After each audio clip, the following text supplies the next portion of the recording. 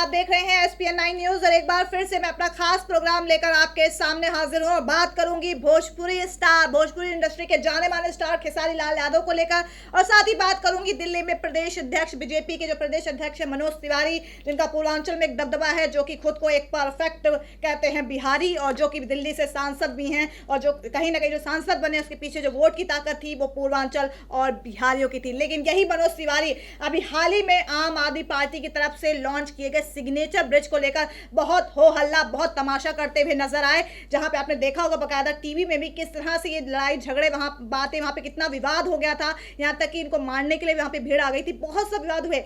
इनका aggression look, Manoj Tiwari का aggression look नजर आया सिग्नेचर ब्रिज को लेकर, लेकिन ये एग्रेशन लुक उस वक्त कहां गायब था जब खेसारी पर हमला हुआ, जब गुजरात से यूपी बिहार के लोगों को भगाया जा रहा था, तब कहां थे मनोज तिवारी? तब क्या उन्हें हल्ला बोल नहीं करना चाहिए था? तब क्या उन्हें बिहारी याद नहीं है? तब उन्हें खुद को एक राजनेता के तौर पर पहचान नहीं पाई, या तब उन्हें अपनी जिम्मेदारी याद नहीं है? मेरे साथ मेरे सहयोगी काशिफ अली हैं। काशिफ, सबसे पहले आपसे सवाल यह है कि क्या ये सिर्फ और सिर्फ राजनीति थी जो मनोज तिवारी सिग्नेचर ब्रिज पहुंचे, लेकिन यूपी बिहारी के दर्द को लेकर उन्होंने कुछ नहीं किया? बिल्कुल, देखिए, बिल्कुल ये तो गायत्री जी बिल्कुल राजनीति से प्रेरित था। जिस तरीके से वहाँ पर सिग्नेचर ब्रिज का उद्घाटन कर रही थी दिल्ली सरकार और वहाँ पर मुख्यमंत्री बोल रहे थे, और जिस तरीके से पूरा मंजर हमने देखा है कि जिस वक्त केजरीवाल की स्पीच चल रही थी तो वो स्टेज पर चढ़ने की कोशिश कर रहे थे मनोज तिवारी, तो ओखला के विधायक अमानतुल्लाह खान जो है वो उनको धक्का दे देते हैं कि भाई वो स्टेज पर ना चढ़े। फिर उसके बाद जो मामला तूल पकड़ता है वो सबने देखा है, जिस तरीके से फिर मनोज तिवारी ने पुलिस वालों को धमकी दी, जिस तरीके से कहा कि मैं 4 दिन के अंदर पूरा देख लूंगा, मैंने सबके चेहरे पहचान लिए हैं। तो ये पूरा जो राजनीति ड्रामा था, ये कहीं ना कहीं मुझे लग रहा है कि ये अपने आप को चमकाने की कोशिश कर रहे हैं मनोज तिवारी। लेकिन जो आपने सवाल उठाया बहुत अहम है कि जिस तरीके से जब वो देखिए, बहुत समय समझने वाली बात यह है गायत्री जी कि मनोज तिवारी दिल्ली में राजनीति इस वजह से कर रहे हैं कि वो बिहार के लोगों के दम पर राजनीति कर रहे हैं, पूर्वांचल के लोगों के दम पर राजनीति कर रहे हैं। ऐसे में जब बिहार के लोग परेशानी में होते हैं तो वो मुंह पर चुप्पी साध लेते हैं। सियासी रोटी सेकनी है भाई, उन्हें भी तो आला कमान के सामने खुद को पेश करना है कि हमने किस तरह से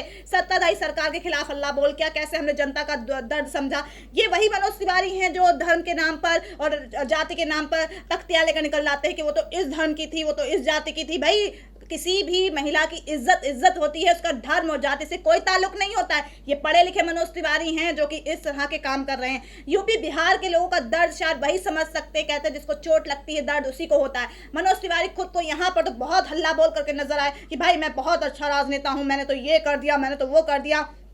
कई मसलों पे आप देखिए सीलिंग के मुद्दे पे भी बहुत बेबाक तेवर नजर आते हैं, लेकिन यही मनोज तिवारी इतना बड़ा दोहरा रवैया क्यों अपना रहे हैं? क्या पता है कि अगले साल आला कमान के सामने की फाइल जानी है कि भाई दिल्ली प्रदेश अध्यक्ष के तौर पे कैसा काम किया, सांसद के तौर पे, तो अपने आप को बहुत अच्छा दिखाना इसलिए कर रहे हैं मनोज तिवारी। देखिए, बिल्कुल गायत्री बिल्कुल सही कहा कि देखिए हाई कमान के पास उनकी फाइल जानी है, और मनोज तिवारी जो है कहीं ना कहीं अब आंखों की किरकिरी बनते जा रहे हैं, क्योंकि वो बीजेपी के लिए आए दिन ऐसी मुसीबत खड़ी कर देते हैं जिसका कोई उसमें मुख्यमंत्री केजरीवाल को बिल्कुल नहीं बुलाया जाता, केजरीवाल को नहीं बुलाया जाता, तो बतौर मुख्यमंत्री तो उनको हर प्रोग्राम में रहना चाहिए, लेकिन उनको आमंत्रित नहीं किया जाता। अब ऐसे में सिग्नेचर ब्रिज जब आम आदमी पार्टी के कार्य उससे हुआ, तो अब आम आदमी पार्टी ने भी क्षेत्रीय सांसद को नहीं बुलाया, तो ऐसे में अगर आप बिन बुलाए जाएंगे तो फिर उसके बाद आप वहां पर जो है वो परेशानियां पैदा करेंगे।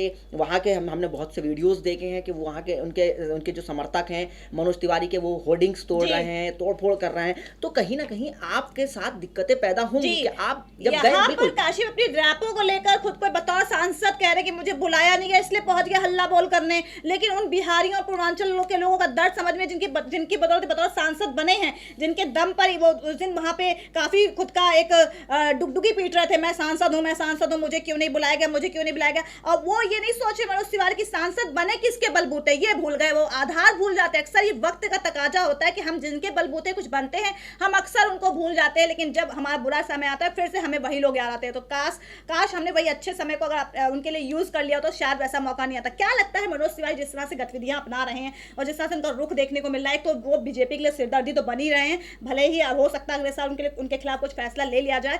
दूसरी सबसे बड़ी बात यह है कि बतौर सांसद वो खुद को साबित नहीं कर पाए, बतौर इंसान भी वो शायद खुद को साबित नहीं कर पा रहे हैं। बिल्कुल, देखिए बहुत बड़ी बात ये होती है गायत्री जी कि आप जब किसी एक क्षेत्र के नाम पर राजनीति करते हैं तो आपकी जिम्मेदारी और आपका फर्ज बनता है कि आप उनके दुख दर्द पद में भी खड़े हों।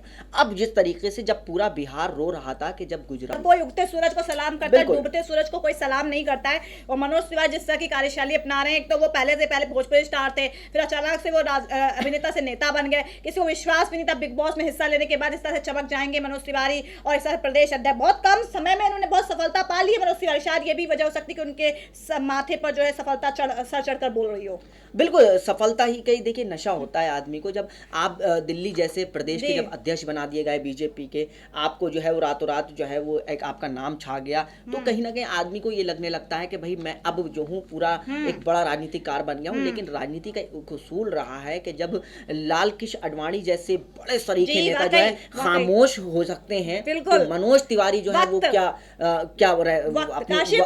वक्त के साथ चीजें बदल जाती हैं। है कि आज अगर हीरा है तो कल कोयले में भी तब्दील हो सकता है, कुछ ना, क्योंकि वक्त, कोई बुरा कोई अच्छा नहीं होता है, सिर्फ वक्त आपको अच्छा और बुरा बना देता है। और वक्त के अनुसार अगर जिसने अपने पैर जमीन पे रखे, भले वो सफलता के मुकाम को छुड़ा, जिसने लेकर 14 साल बाद सिग्नेचर ब्रिज का भी हाल ही में उद्घाटन हुआ था, और जिस तरह को लेकर आम आदमी पार्टी की कार्यशैली है उसमें भी मैं बात करना चाहूंगी। अमानतुल्लाह खां का जिक्र कर लेते हैं। चलिए वो तो वहां पर राजनीति करने आए थे, लेकिन वो तो खुद को आम आदमी पार्टी खुद को बड़ा पाक साफ कहती है ना, तो फिर उनके नेता को इस तरह से हरकत करने की क्या जरूरत थी अमानतुल्लाह खां को मनोज तिवारी के साथ? देखिए मैं आपको बताऊं कि आम आदमी पार्टी इस वक्त जो है वो गायत्री जी वो एक ऐसे मुकाम पर खड़ी है कि एक तरफ खाई है और एक तरफ नदी है, कि वो समझ नहीं पा रहे हैं करे क्या। अब भाई अब आम आदमी पार्टी के जो बड़े बड़े पुराने कद्दावर नेता थे वो छोड़ के पार्टी जा चुके हैं, तो अब ऐसे में आम आदमी पार्टी के साथ दिक्कतें ये हैं कि वो जिस बुनियाद पर आई थी, जिस बातों को लेकर वो सत्ता में आई थी, और उन बातों से कोसों दूर है। तो अब जाहिर सी बात है कि अब छटपटाहट थोड़ी सी मची हुई है।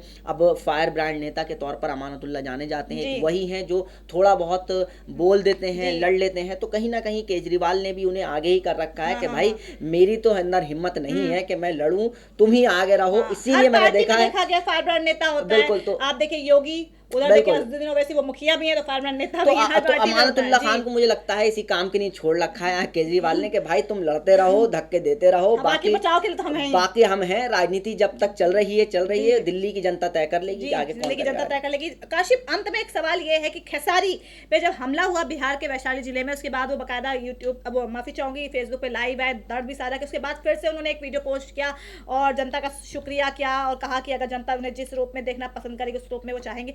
तो क्या लगता है, हालांकि संभावनाएं हैं, लेकिन देखिए राजनीति बहुत दिलचस्प है और कभी भी कुछ भी वक्त का तकाजा है, कभी भी कुछ भी हो सकता है।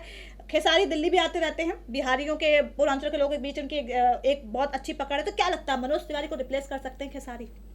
हाँ बिल्कुल, देखिए बिल्कुल ये तो बात आपने बिल्कुल सही कहा कि मुझे लगता है कि खेसारी लाल यादव एक बेहतर राजनेता बन सकते हैं। जिस तरीके की उनकी हमने बिल्कुल जो अभी पिछले दिनों जब उनके पर हमला हुआ उसके बाद जो उनकी फैन फॉलोइंग थी। काशी, मैं आपको टोकना चाहूंगी, मनोज तिवारी से बेहतर खेसारी हैं, ये मैं नहीं कह रही, ये खुद हमारे प्रोग्राम्स पे जो लोग कमेंट कर रहे हैं वो कह रहे हैं। उनके आप फैन फॉलोइंग देख लीजिए, जनता देख लीजिए कितने सपोर्ट में है। अगर मनोज तिवारी को देख लीजिए उनके खिलाफ कितने लोग हैं, तो जाहिर सी बात है हर नेता, अगले साल लोकसभा चुनाव है, हर नेता हर पार्टी चाहती है उसे एक ऐसा शख्स मिले, एक ऐसा चेहरा मिले जिसके बलबूते उसे जीती जिताई सीट मिल जाए। अगर मान लीजिए खेसारी को बीजेपी अपने पाले में खींच लेती है, जबकि उनके तो ज्यादा नजदीकी लालू प्रसाद यादव की पार्टी से है, लेकिन अगर बीजेपी इसको भुना लेती है तो ये सबसे बड़ी गोल्डन अपॉर्चुनिटी होगी खेसारी और बीजेपी के लिए, और मनोज तिवारी के लिए कहीं ना कहीं गर्त में जाने की स्थिति है। देखिए बिल्कुल गायत्री जी सही कहा आपने। देखिए मैं बार बार ये इसलिए कह रहा हूँ कि खेसारी आपको जमीन पर रह के तो काम करना होगा, और इस चीज का मौके का फायदा उठाया खेसारी लाल यादव ने। जो गुजरात में हमले हो रहे थे, खेसारी लाल यादव ने अपनी बात रखी, अपने उनके लोगों के साथ खड़े हुए। मनोज तिवारी ने ये सब नहीं किया।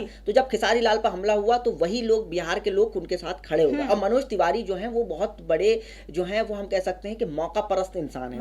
वो इस चीज को हमने बिहार के लोग जानते हैं कि जब वो देखते हैं तो मौके के हिसाब से बदल देते हैं। तो मुझे लगता है कि एक बेहतर राजनेता बन सकते हैं खेसारी लाल यादव बनिस्बत मनोज तिवारी। जी वाकई बिल्कुल सही कहा काशिफ ने। और हो सकता है कि अगले साल लोकसभा चुनाव से पहले बीजेपी ऐसा कोई ट्रम्प कार्ड खेल दे जिससे खेसारी जो है लालू प्रसाद यादव की पार्टी से छिटक कर, हालांकि करीबी है, ये नहीं कह रही कि उनकी पार्टी से चुनाव लड़ेंगे या नहीं लड़ेंगे, करीबी है, तो हो सकता है बीजेपी इस फायदे का पूरा जो है इस अवसर का पूरा फायदा उठा ले और वहीं मनोज तिवारी को रिप्लेस करके खेसारी जो बन जाए कहीं ना कहीं उनके ऊपर के सबसे बड़े नेता, और जो कि मनोज तिवारी के लिए सबसे बुरा दौर होगा। और शायद इसके लिए वो खुद ही जिम्मेदार है, क्योंकि वो यूपी बिहार के लोगों का दर्द समझ नहीं पाए, वो खेसारी का दर्द समझ नहीं पाए, एक सांसद होने के नाते ये सबसे बड़ी उनकी कमी रही। तो देखते हैं क्या होता है आने वाले दिनों में और देखना होगा क्या वाकई खेसारी जो है मनोज तिवारी को रिप्लेस कर पाएंगे। नमस्कार।